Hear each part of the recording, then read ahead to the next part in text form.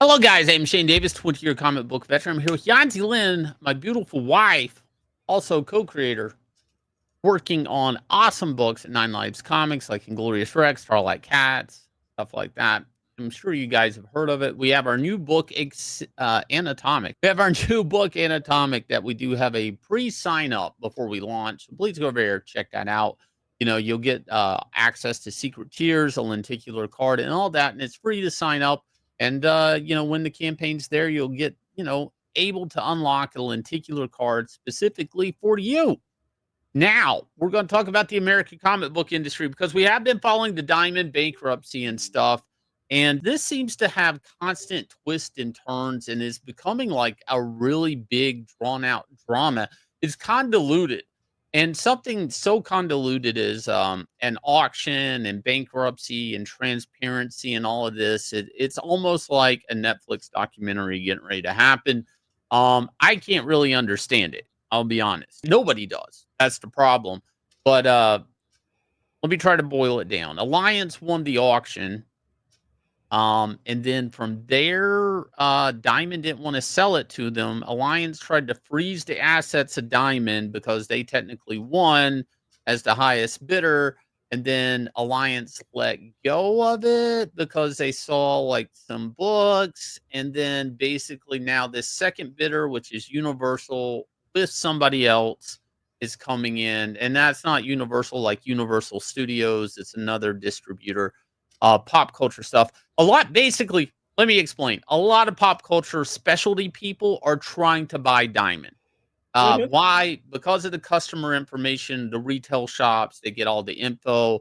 And they probably want to convert these comic shops into like what's left of Funko Pops or statues or Pokemon card shops, right? I mean, what a hobby shop can easily just flip to a different type of hobby shop. You already have a built-in customer base that collects. Why don't you convince them to collect vinyl records or something else, or trading cards, Pokemon cards, stuff like that? So where are So, we at today with this? A lot of people are upset. so a little bit of explanation about why Alliance decided to withdraw their bid, even though they were the high bidder with an offer up to $160 million, which is definitely far above Diamond's valuation. They withdrew because they claim Diamond inflated the value of its business by tens of millions of dollars as part of an intentional scheme. Diamond also lost their contract with Wizards of the Coast, which is a major part of their tabletop gaming business. And they think, okay, Yeah. well, that changes the Magic value. cards. Yeah, Magic cards is a big seller for these shops. And now the worst part here, why they have to sue? Well, Diamond refused to return Alliance's $8.5 million deposit. So the total purchase price was $8.85 million. Alliance put in 10% to hold their bid. And I guess even though Diamond isn't signed to them, they want to keep the money. Sounds very sus. So anyway, right now, who are the winners of this bid? Which is the second place winner, Universal Distributors and at Popular. Now they can kind of split the Diamond assets between themselves too.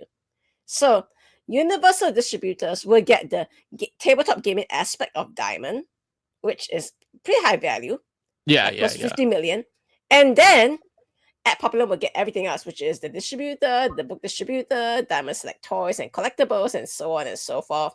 Diamond UK will be acquired by Universal Distribution at the value of the company's balance sheet at a later date, I guess, if Diamond can ever get that accounting in place. Yeah, so that was part of the problem is through all this mess, there hadn't been books done at Diamond in like 3 months, which is roughly one financial quarter of a company. The accounting's off. And this is while people are trying to buy it, right? Like, you only really know what Diamond's worth and what your bid should be according to those books.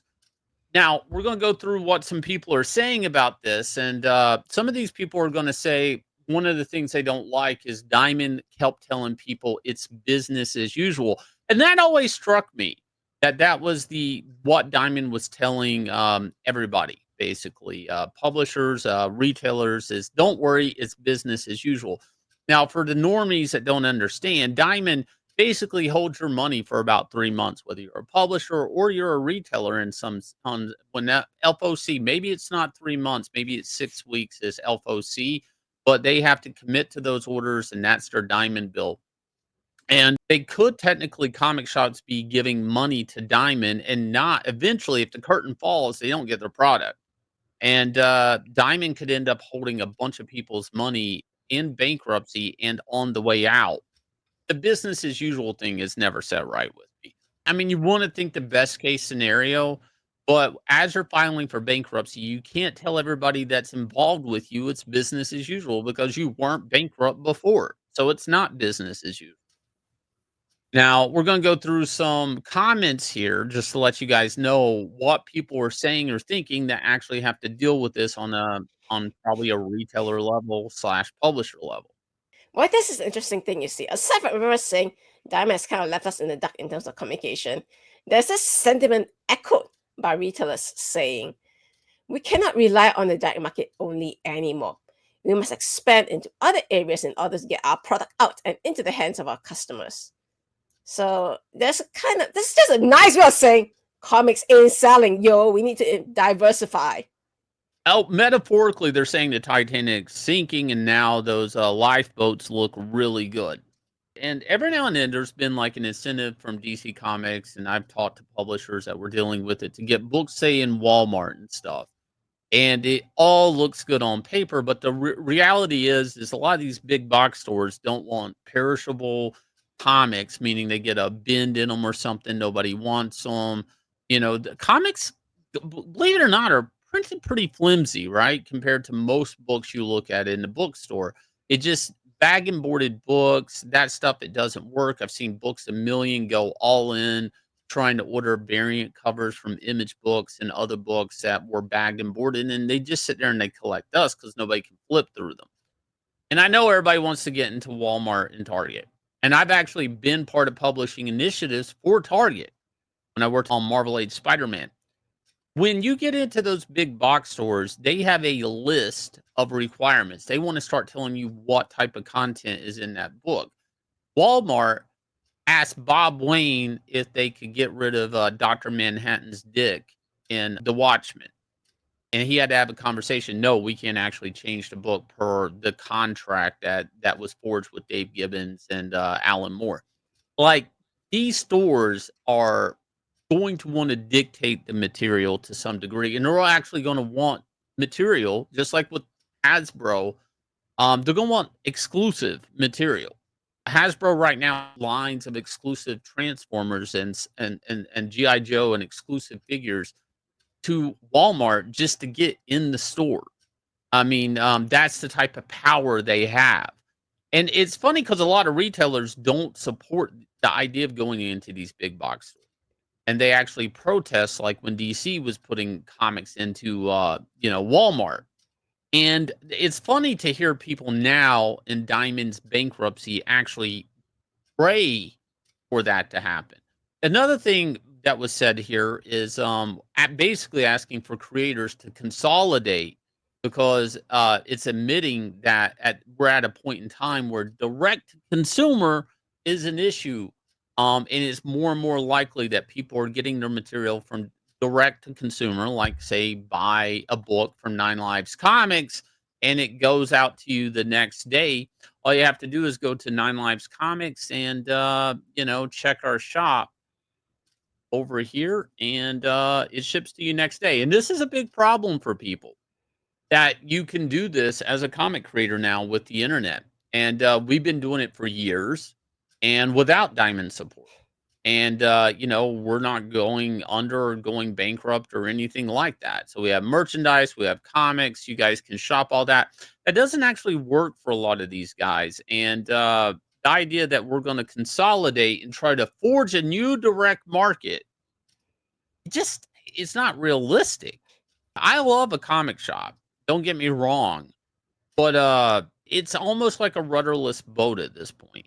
Like, there's no direction, no major publisher actually, all the major publishers have jumped off the Titanic, and I hate to metaphorically say this, but Diamond is looking a lot more like the Titanic, and the big iceberg it hit was, a bunch of woke comics for about 10 or so 15 years that nobody could sell.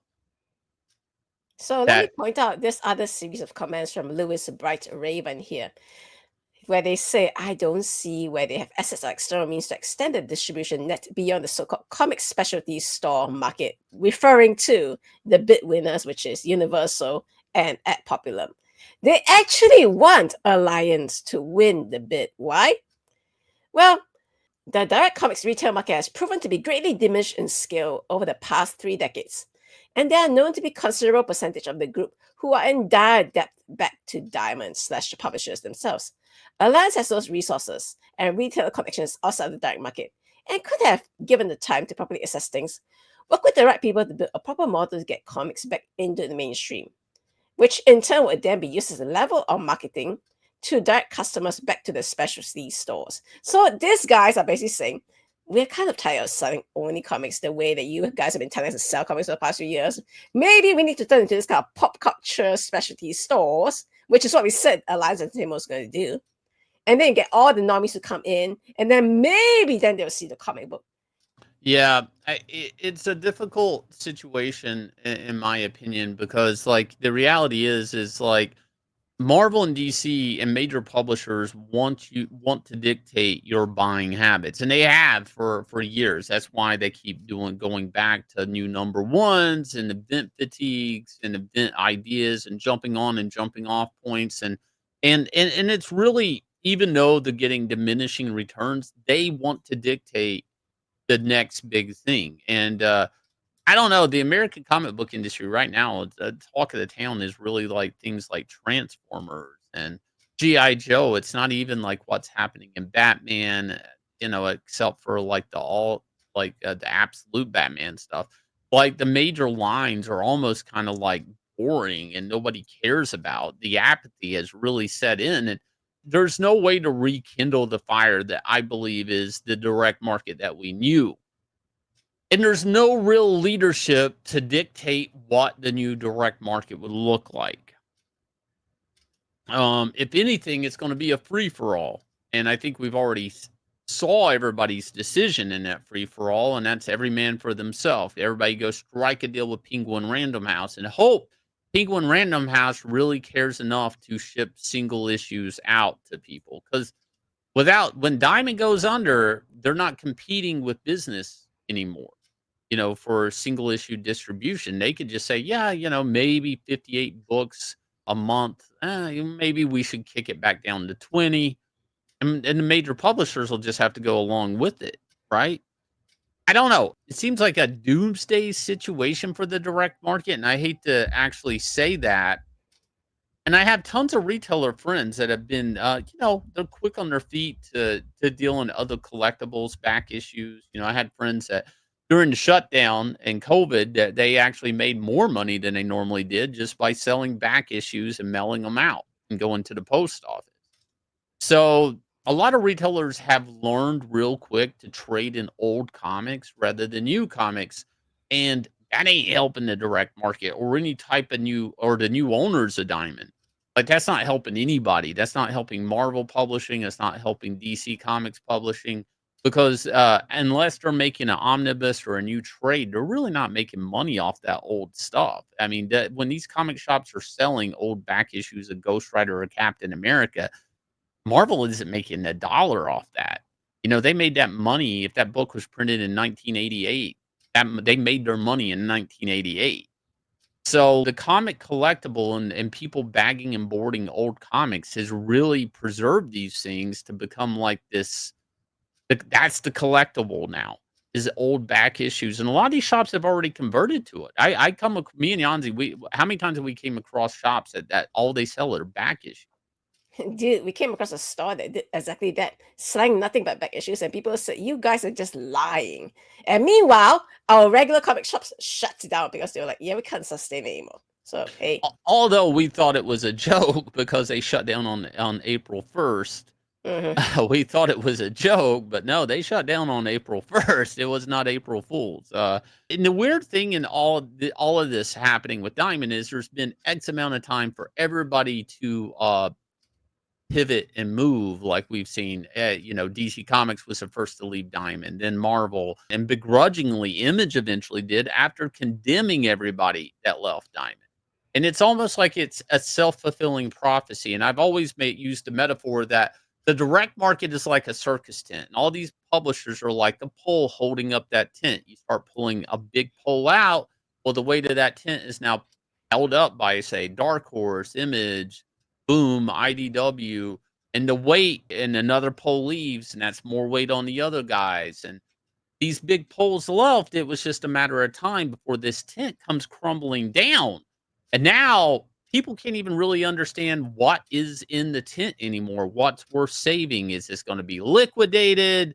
I mean, I didn't until this art information today. I didn't even realize they had lost their Wizards of the Coast information. And guys, you know as well as I do how many comic shops are selling Magic cards. You know how many Every shops one are, of them. yeah, I mean that's how they're making their money, just so they can have a little wall of Batman, Spider-Man comics. It's there's a lot of diamond account. That's why they have a diamond account, is just to get their Magic cards at a decent price.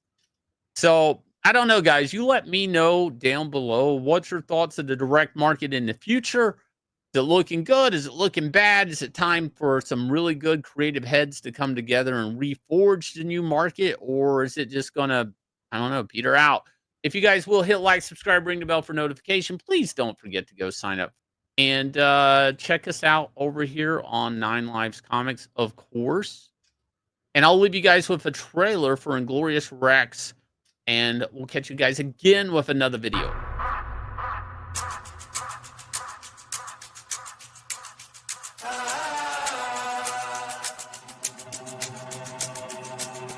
Yeah, I ain't gonna lie to you. Truth always hurts worse. Doing good till first, reverse, now you last. Blast of the past. It's cool though. Last card playing right. Uno. We never let up. Been down forever. Sick man, we fed up. Know that we tired. Wake up the beast that's been sleeping inside. It's time to ride.